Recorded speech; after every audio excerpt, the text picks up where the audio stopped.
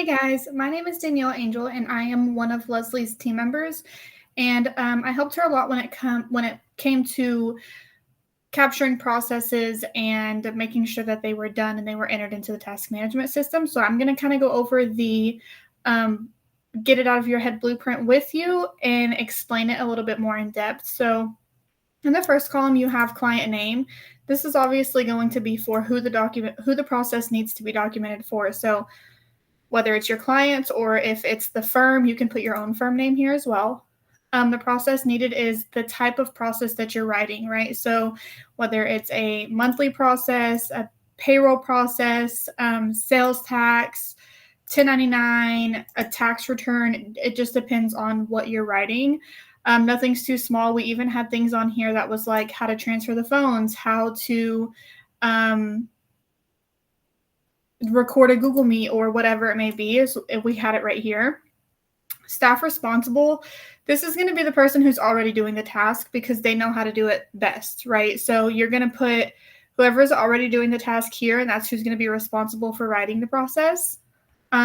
Notes, you can just put little things in here like, say you're in second quarter and you just finished first quarter sales tax, you're going to wait until you do second quarter sales tax because you want to write the process as you do it to make sure you're capturing all of the information.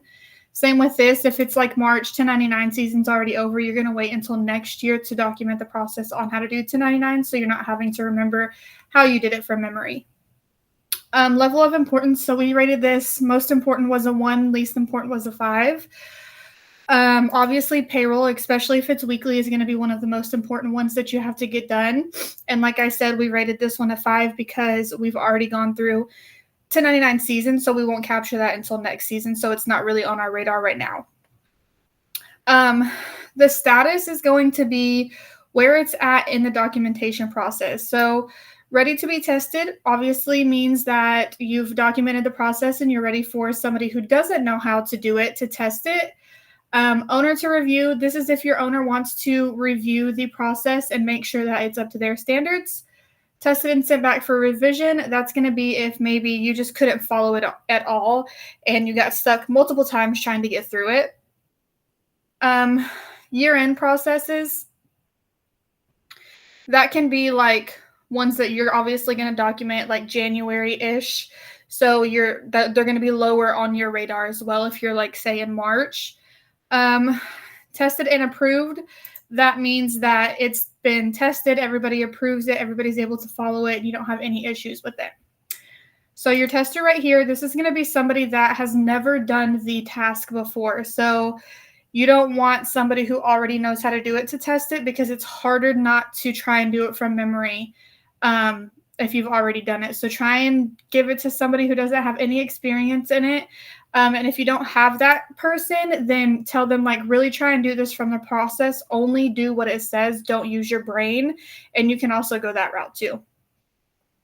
Date assigned. This is going to be the date that it was assigned to be tested. Checklist completed in task management system. Our task management system and our processes go hand in hand. So we always make sure that we have the checklist in the task management system once it's been approved. So you want to confirm that that's been done. Tested, yes or no. So this is obviously if somebody tested it or not. And then if it was approved or sent back, you log here. Once you have one on this sheet that's been tested, it's been in the task management system, there's no problems with it.